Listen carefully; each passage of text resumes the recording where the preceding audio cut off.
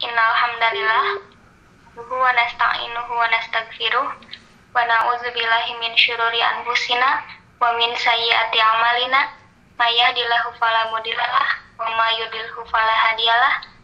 Asyhadu an la ilaha illallah wa asyhadu anna Muhammadan abduhu wa rasuluh allazi la nabiyya ba'da amma ba'd. Baik, ikhwan dan akhwat fillah, keluarga Rumah Singgah Alaikum, dan juga para pemirsa IDC, kembali lagi di pertemuan kita kali ini yang ke-10 dalam acara Tarbiyah bersama Rumah Singgah Alaikum. Mudah-mudahan kita semua dalam lindungan Allah Subhanahu wa Ta'ala, dan mudah-mudahan kita semua dalam keadaan sehat walafiat. Amin ya rabbal alamin.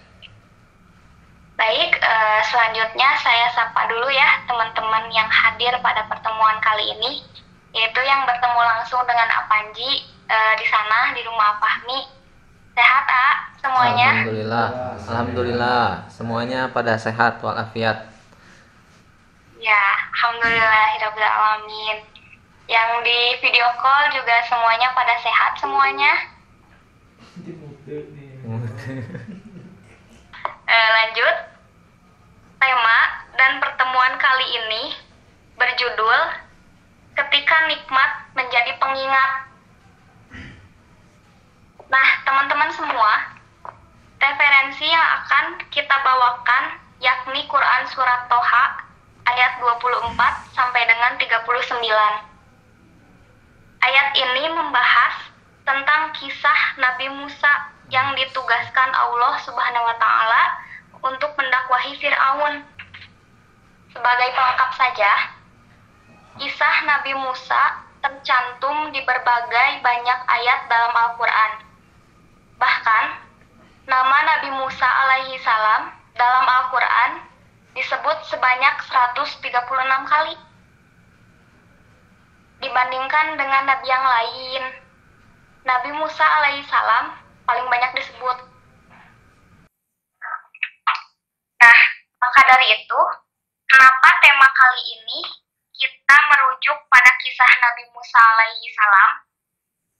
Karena ada kisah yang Masya Allah luar biasa ya, yang bisa kita dapat ambil ibrohnya dari kisah Nabi Musa ini. Kita bacakan dulu ayat Al-Qurannya supaya kita mendapatkan berkah darinya. A'udzu billahi minasyaitonir rajim. Idhhab ila fir'auna innahu tagha.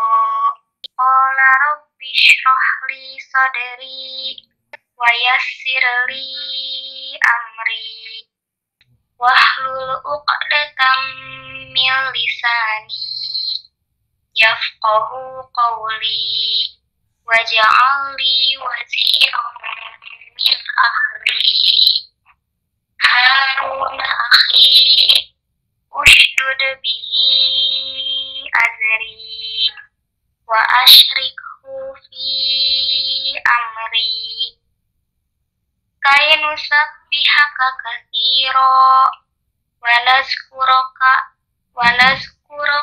katsira innaka kunta bina basira. Qala qad utita su'laka ya Musa wa laqad mananna 'alaika marratan ukhra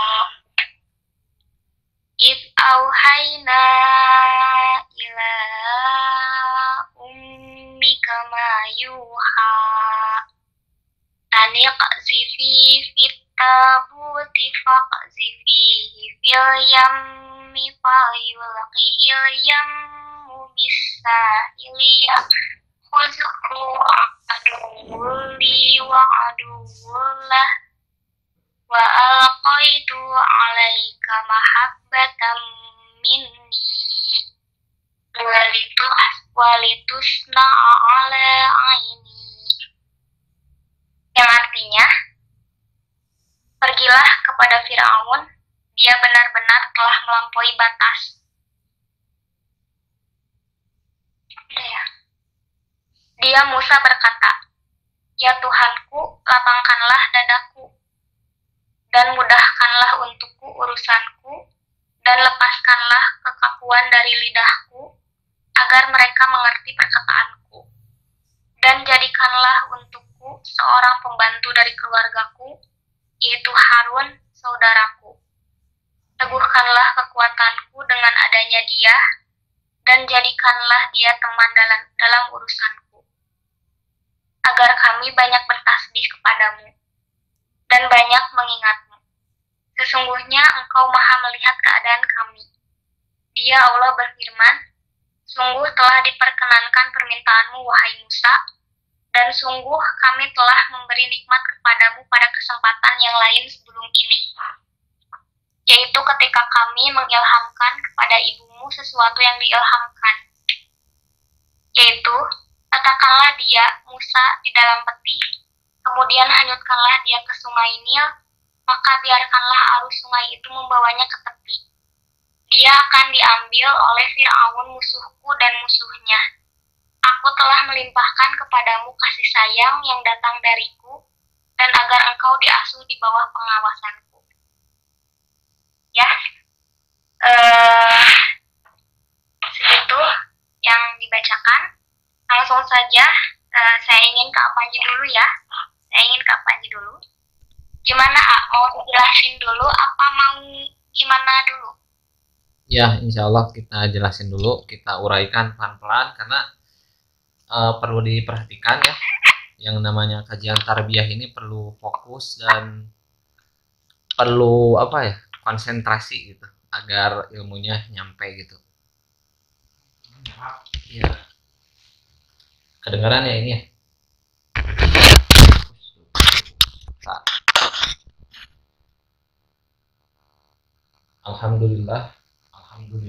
Alhamdulillahilladzi bi ni'matihi tatimmu shalihat.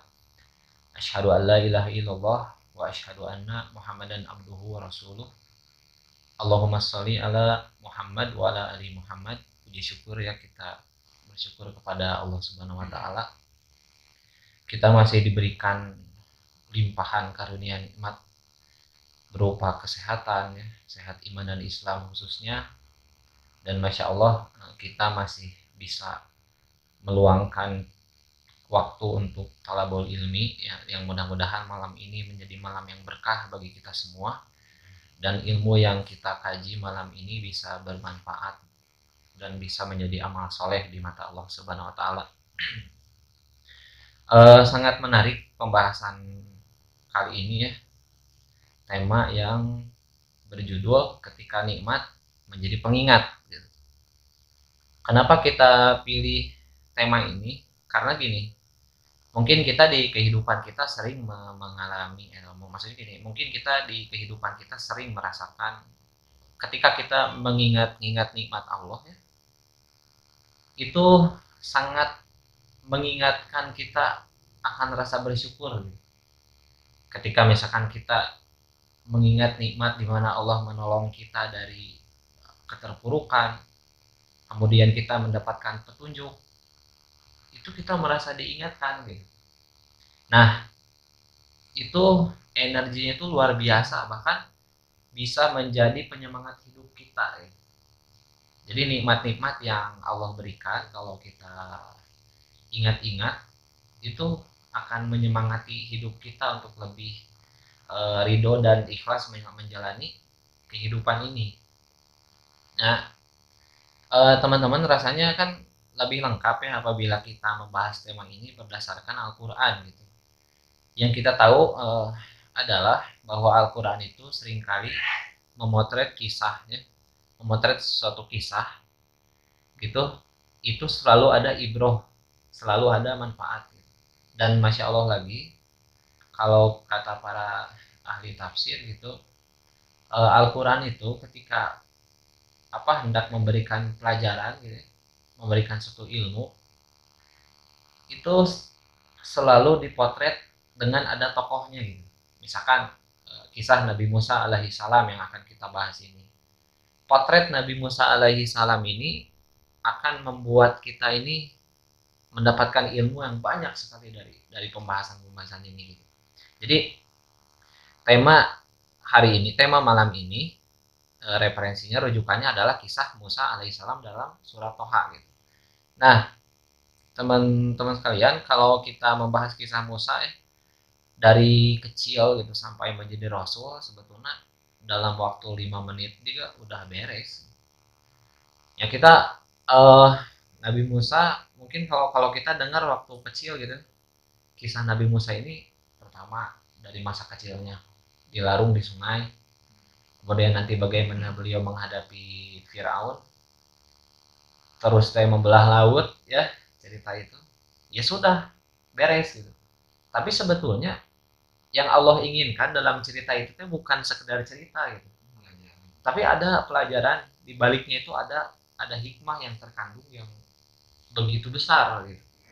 Nah, insya Allah kita akan kaji itu, dan mudah-mudahan eh, teman-teman semua bisa menambahkan pembahasan ini ya, menambahkan kira-kira nanti kalau ada sesuatu yang terlintas dalam pikiran kita ketika kita membahas ini, silahkan dicatat terus nanti disampaikan.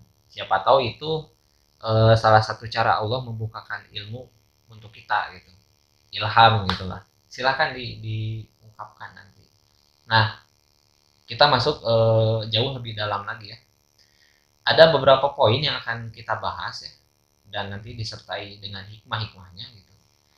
Yang pertama, kalau kita lihat Quran surat Toha ya, ayat 24 ini kan Allah tuh memerintahkan Nabi Musa alaihissalam untuk nyamperin Firaun gitu.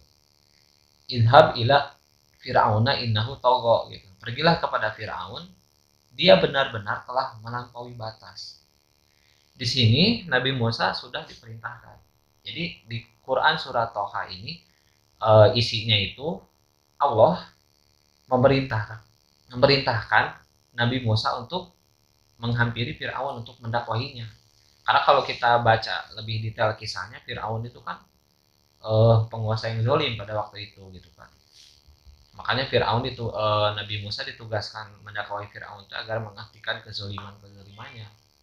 Nah, ada yang unik ya, ketika Allah memerintahkan Nabi Musa alaihi salam untuk mendakwahi Firaun, apakah Nabi Musa langsung percaya diri berangkat gitu? Enggak. Bahkan kalau kita lihat ayat berikutnya, Nabi Musa itu merasa takut sebetulnya. Manusiawi banget. Ibaratnya, bayangkan coba kalau kita mau menghampiri orang yang zolim.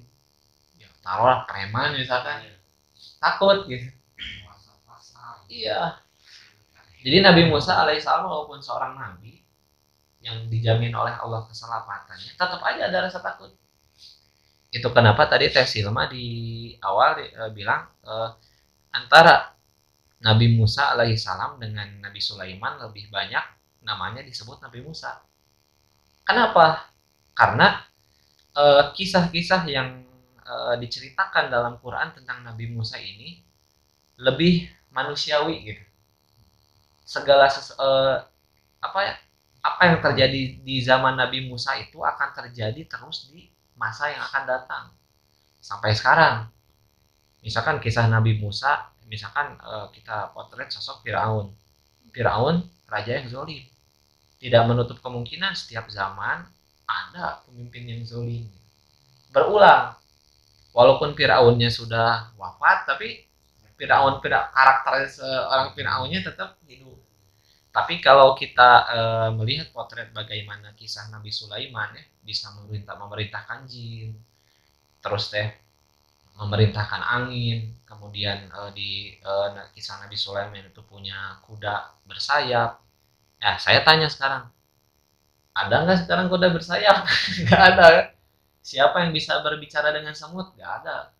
Siapa yang bisa memerintahkan angin? Nggak ada. Yang ada masuk angin.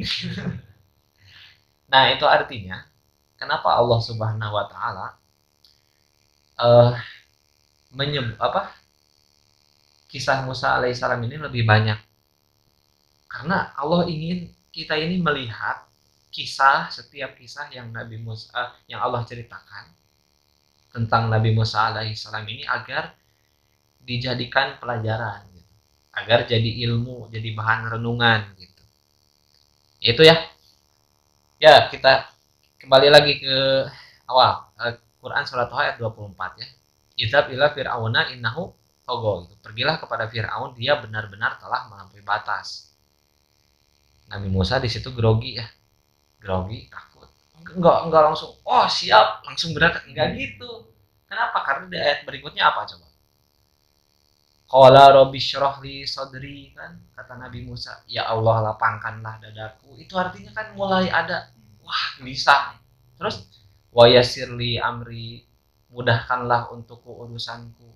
Wahlul uqdata min lisani, dan lepaskan kekakuan lidahku. Yafqahu qauli, agar mereka mengerti perkataanku. Waj'alli aziram min ahli, kan, dan jadikanlah seorang pembantu dari keluargaku. Haruna akhi, yaitu Harun saudaraku. Ushdud bihi azri, teguhkanlah kekuatanku dengan adanya dia. Wa asyrihu fi amri, dan jadikanlah dia teman dalam urusanku. Kainusabbiha ka katsiro, agar kami banyak bertasbih kepadamu. Wa nadzkuroka katsiro, dan banyak mengingatmu. Jadi ketika Allah memerintahkan Nabi Musa alaihissalam untuk mendakwahi Fir'aun, berdoa beliau, ya Allah mudahkan, lapangkanlah dadaku, mudahkanlah urusanku, jadikanlah dia teman dalam urusanku. Siapa? Harun saudaraku. Tenggang di situ manusiawi kan ya, ada rasa takut. Inilah yang akan kita potret ketika kita menjalani hidup ini, melaksanakan perintah Allah.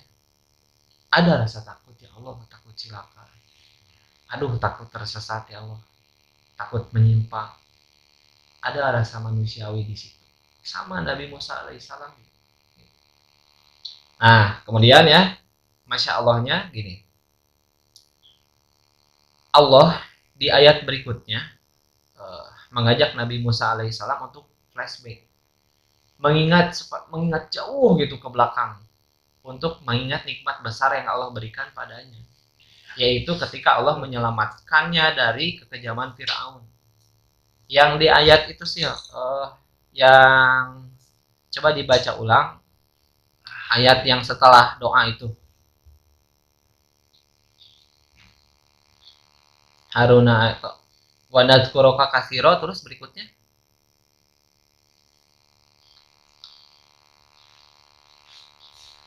setelahnya artinya ya.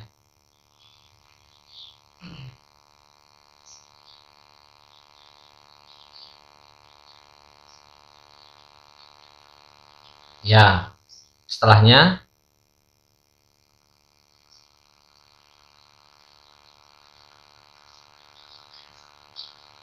yaitu ayat berikutnya. Terus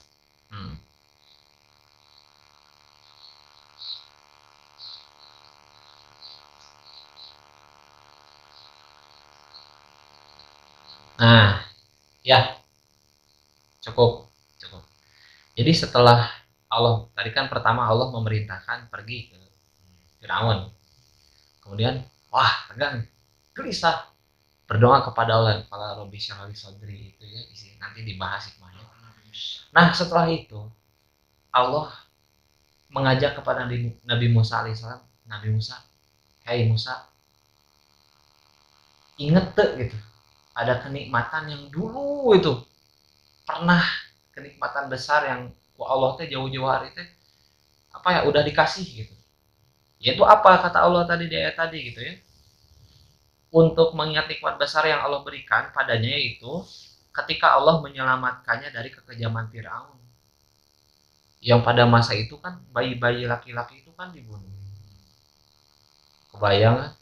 Tapi Nabi Musa alaihi salam semangat. Maksudnya selamat gitu. Maaf, selamat. Jadi Allah teh pas merintahkan dakwah teh kan Nabi Musa kaget, gelisah.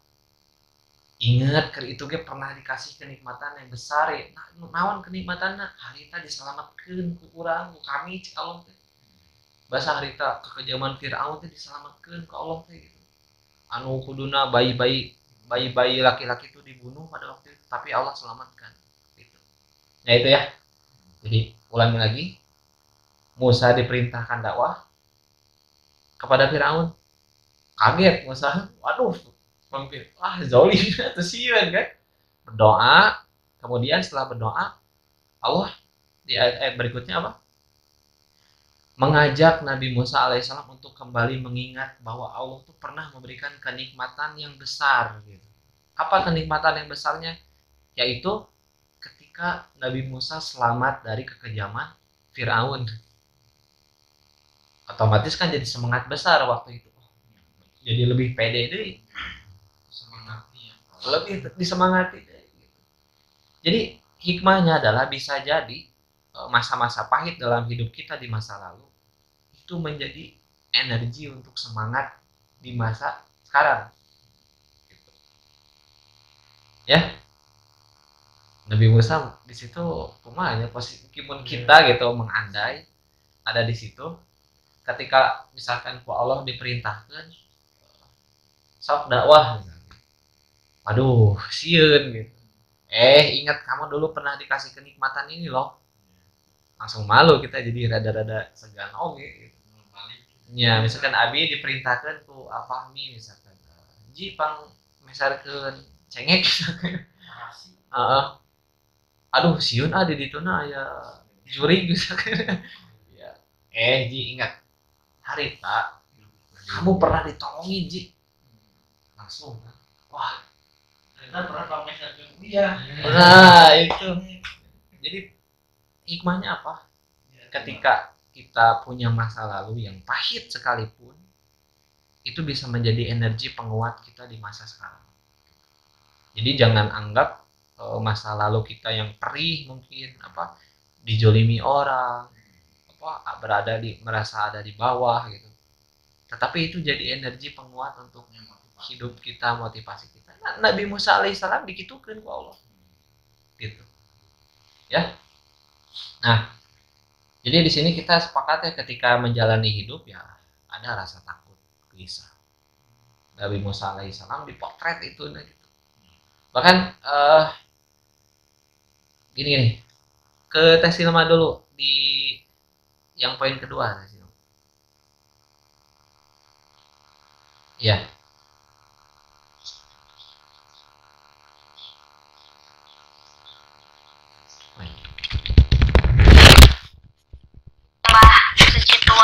yang di ayat 10 sampai 12 Quran surat Toha. Terus kemudian di ayat 17 sampai 18 ada dialog ya tadi dijelasin di antara Nabi Musa dengan Allah. Terus di ayat 19 sampai 23 Allah perintahkan dibahas dulu bagaimana Allah Subhanahu wa taala berdialog dengan Nabi Musa alaihissalam di situ coba. Ada hikmah di situ loh. Ya, hikmahnya gimana? Enggak, dialognya, isi ayatnya. Dibacain artinya. Ya, artinya dibacain. Yang ayat berapa itu teh ya? Sebelum 24, pokoknya 19 kalau nggak salah. Dialog yang di lembah suci tua ya? Setelahnya yang apa? Ini tongkatku, aku bersandar dengannya untuk menjatuhkan daun-daun. Untuk ternakku yang itu ya itu. Coba. Ayat 18. Ini ayat 17. Di lembah suci tua dulu di lembah yang Nabi Musa alaihissalam itu mulai bertemu Allah tuh di lembah suci tua yang itu dulu coba. Dari situ mulai. Iya di ayat 10 sampai 12. Kan di terjemahannya tuh kayak ini. Ketika dia Musa melihat api, lalu dia berkata kepada keluarganya, tinggallah kamu di sini, sesungguhnya aku melihat api. Mudah-mudahan aku dapat membawa sedikit nyala api kepadamu, atau aku akan mendapat petunjuk di tempat api itu. Yeah. Maka ketika dia mendatanginya ke tempat api itu, dia dipanggil, wahai Musa. Sungguh aku adalah Tuhanmu, maka lepaskanlah kedua terompahmu, karena sesungguhnya engkau berada di lembah yang suci tua. Ya, lembah tua, ya. Tua.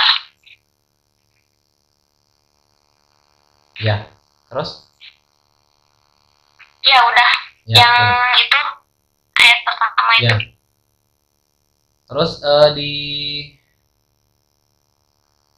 ayat 17. Jadi kan itu udah mulai, Nabi Musa itu sudah mulai berdiskusi dengan Allah. Bahkan ketika Nabi Musa kan itu teh kan melihat ada secercah api gitu ya. Nabi Musa teh kan sama rombongan sama keluarganya kan. Nah, di situ Nabi Musa teh nyamperin. Sebenarnya eta mudah-mudahan bisa mau sedikit api lah yang menerangi gitu. Pas mau ngambil api langsung ada yang ngomong. Itu aku teh Tuhanmu gitu. Kaget itu bertemu ngedenger Tuhan Allah di situ gitu kan. Kemudian ada percakapannya ya di surat masih surat Toha ayat 17 terus sampai 18. Isinya gini. Allah bertanya kepada Nabi Musa alaihi salam, apakah yang ada di tangan kananmu wahai Musa? Allah teh mulai basa-basi ke Nabi Musa teh. Nabi Musa kan posisinya lagi grogi gitu. Wah, ini Allah diskusi sama Allah. Musa menjawab, ini adalah tongkatku, aku bertumpu padanya dan aku merontokkan daun-daun dengannya untuk makanan kambingku dan bagiku masih ada lagi manfaat yang lain. Kerasa ya? Iya teh dialog-dialog yang bari ada apa grogi-groginya gitu ini kan serba salah, ini tongkat saja untuk ini gitu. Nah, ada poin rasa takut lagi di sini gitu. Bertemu Allah, ngobrol dengan Allah gitu. Terus di ayat berikutnya di ayat 19 dia Allah berfirman, lemparkanlah ia wahai Musa tongkatnya. Diperintahkan untuk dilempar. Nah, pas dilempar, Masya Allah jadi apa? Jadi ular. Makin kaget lagi udah tadi ngobrol dengan Allah. Kemudian lihat yang tongkat, asalnya tongkat itu teh asalnya ya untuk menggembala kambing gitu. Pas dilemparkan jadi orang. Wah, kagetnya bukan main gitu. Nah, ada poin rasa takut lagi gitu ya. Gitu.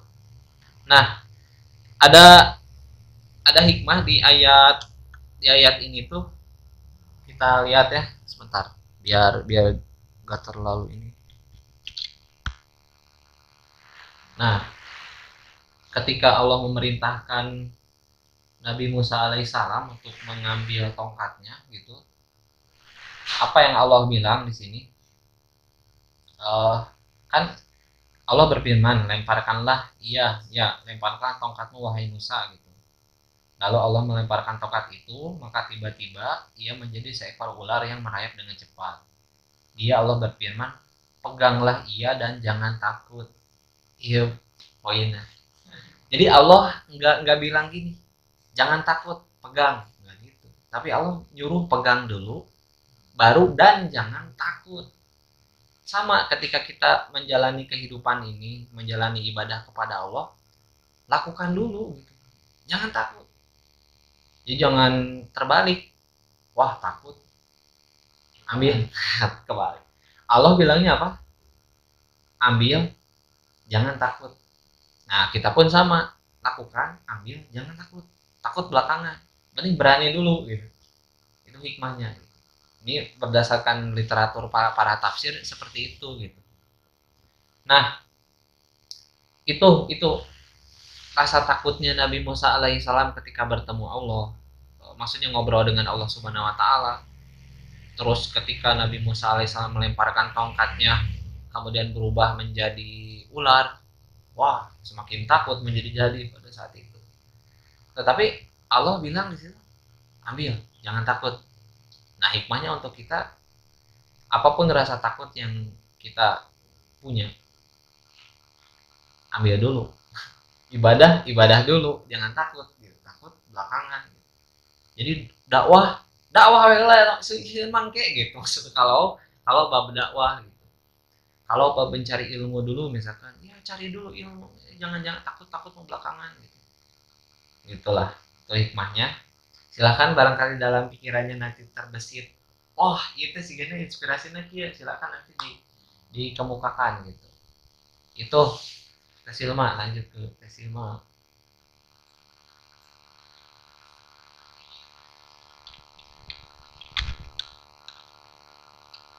Takut gitu. Ya. Sementara kan kalau misalkan kita tanya gitu ya ke orang lain, ntar ke kita misalnya punya anak gitu, kamu jangan takut gitu, sok ini gitu ya, sok ini gitu, sok lakuin. Tapi Allah berbeda kepada Nabi Musa ya. Ya. Jadi Tuhan bilangnya ambil dulu, jangan takut gitu, kembali kepadaku gitu kan ya. Ya, ya, Masya Allah, betul. Jadi ada pelajaran kekeluargaan juga di situ. Jadi kalau kita ke anak, ambil, jangan takut, ambil. Nah, jangan gitu dulu gitu. Beda, itu sensasinya memang beda. Gitu. Ya. Berarti ada sesuatu ya gitu. Gimana?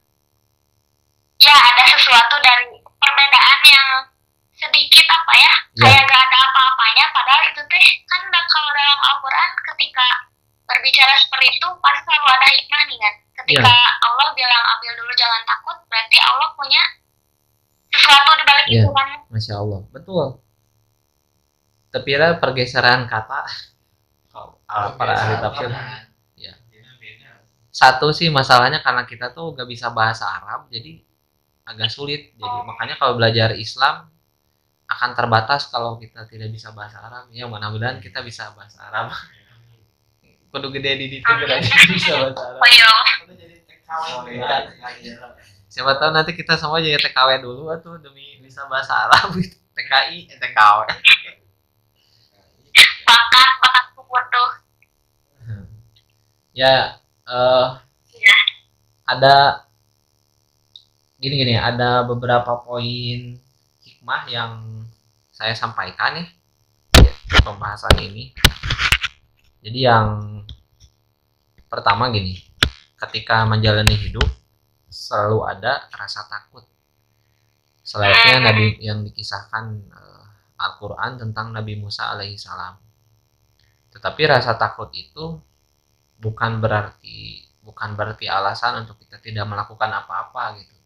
Tapi justru ketika ada rasa takut, ingatlah bahwa Allah mungkin dalam hidup kita pernah memberikan kenikmatan yang besar, yang itu bisa menjadi energi penguat kehidupan kita. Misalkan ketika orang lain misalkan oleh Allah belum diberi hidayah, tapi kita masih dimudahkan untuk melaksanakan sholat, untuk ngaji, untuk bersilaturahmi dan lain sebagainya, itu artinya kan kenikmatan besar gitu. Yang dimana nanti orang-orang di akhirat tuh akan menyesal tidak bisa melakukan itu gitu. Tapi alhamdulillah kita mudah-mudahan termasuk orang-orang yang disadarkan oleh Allah bahwa kenikmatan yang paling tinggi itu memang nikmat iman dan Islam gitu. Kalau kita mendapatkan nikmat itu beruntung sekali gitu. Tidurnya jadi ibadah, kerjaannya jadi ibadah, kemudian apalagi pokoknya semuanya di dunia ini bernilai ibadah. Nah itu kemudian ya semoga apapun keterpurukan kita, kisah pahit kehidupan kita gitu di masa lalu itu menjadi energi ya penyemangat untuk hari ini gitu. Kemudian hikmah yang kedua, Nabi Musa alaihissalam dalam doa tadi itu kan meminta seorang pembantu dalam urusannya. Jadi kalau kita hidup di dunia ini, kita minta kepada Allah teman-teman yang seiman, pembantu dalam urusan kita agar apa? Agar lancar urusannya. Jadi persahabatan dalam Quran itu benar-benar penting. Contohnya ayat ini gitu bisa menjadi rujukan cara bersahabat seiman seislam teh ya seperti Musa dan Nabi Harun gitu. Dan Harun gitu ya. Nah, kemudian kita pun sama perlu sahabat gitu, teman yang bisa mendukung rencana kita gitu. Akan lebih bahagia lagi jika kita menjalani kehidupan ini dengan berjamaah, jadi nggak sendiri-sendiri gitu. Kemudian yang ketiga, yang ini nih bukan soal peti gitu. Kan tadi kan Nabi Musa alaihi salam itu kan dilarung di sungai itu pakai peti ya. Ya kalau pikiran kita mungkin kalau kita lagi zaman kita masih bayi dilarung di Sungai Citarum misalkan pakai peti, kita pikirna waduh si hati kelebu. Aduh petina moal kuat, aduh petina bisa hancur. Yang menjadi masalah bukan petinya yang kuat, petinya yang lemah, bukan. Tetapi ada penjagaan Allah di situ. Itu yang menjadi ukurannya. Kalau Allah menjaga, kalau ada penjagaan Allah di situ, Allah menjamin. Makanya bayi Musa alaihi salam ini selamat walaupun dilarung di sungai. Bahkan dalam riwayatnya diceritakan ibunya itu ketika melarung Nabi Musa itu ditarik ke tali deunya tetega gitu, tarik deui karunya gitu. Tapi ibu Musa diberikan ilham, dijamin gitu kan. Di ayat yang itunya kasih nama ya, yang ini nih bentar. Ayat apa? Yang Allah tuh menjamin ini nih. Nah, yaitu letakkanlah dia Musa di dalam peti. Kemudian hanyutkanlah dia ke sungai Nil, maka biarlah arus sungai itu membawanya ke tepi, dia akan diambil oleh Fir'aun musuhku dan musuhnya. Kerennya Bayu di Bayu geus jadi musuh, geus boga musuh. Masya Allah. Iya, ada misi. Musuhku dan musuhnya, kata Allah. Aku telah melimpahkan kepadamu kasih sayang yang datang dariku, dan agar engkau diasuh di bawah pengawasanku. Di bawah pengawasan Allah. Udah Allah udah melimpahkan kasih sayang, mahabbah, cintanya Allah. Kalau orang udah dicintai Allah, ada jaminan Allah di situ. Jadi ketika waktu itu ibunya Musa itu kenapa bisa ridho dilarung di sungai Nil? Karena ada jaminan Allah dalam isi ilhamnya itu. Gitu. Bahkan Nabi Musa kan akan menjadi seorang utusan, seorang nabi dan rasul Allah. Oh berarti bakal selamat gitu, walaupun dilarung gitu. Jadi walaupun petinya rusak, apalagi sungainya deras, terus sieun tenggelam, tapi kalau ada mahabbahnya Allah, cintanya Allah, jaminan Allah, aman, selamat, dijaga, ada penjagaan Allah. Nah, dalam pikiran kita mungkin mulai ada hikmah-hikmah yang mulai tertangkap gitu ya. Jadi kalau kita hidup di dunia ini dengan kondisi yang mungkin rumah misalkan seadanya atau rezeki yang terbatas, terus kemudian tidak seperti orang lain yang kaya raya misalkan.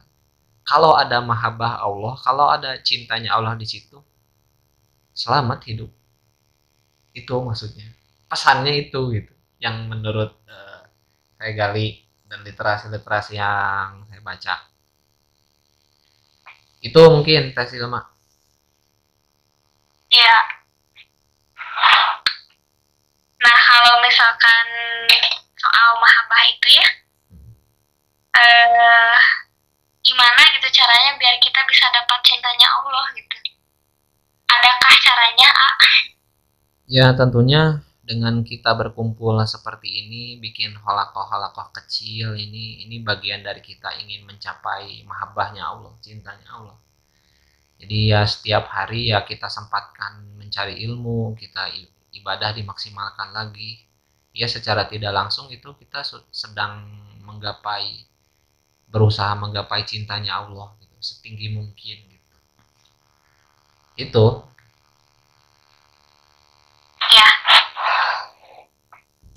Ya, makasih ya jawabannya. Langsung aja ke pertanyaan yang selanjutnya teh. Panji, energi apa yang dijadikan Nabi Musa sehingga begitu berani menghadapi Fir'aun? Walaupun kita melihat Nabi Musa manusiawi sekali merasa takut. Iya, energi apa yang dijadikan penguat Nabi Musa alaihissalam menghadapi Fir'aun? Energinya ya diantaranya itu kenikmatan besar yang Allah berikan ketika Nabi Musa diselamatkan dari kekejaman Fir'aun. Itu yang menjadi motivasi, yang menjadi penguat hatinya untuk menghadapi Firaun. Walaupun dalam keadaan ada gelisah, tetapi di dalam doa-doa itu begitu tulus itu. Lapangkanlah dadaku, ya Allah sabar, waduh itu berat gitu maksudnya. Berat. Tapi ya bisa kok tapi kumaha. Ya, itu jawabannya.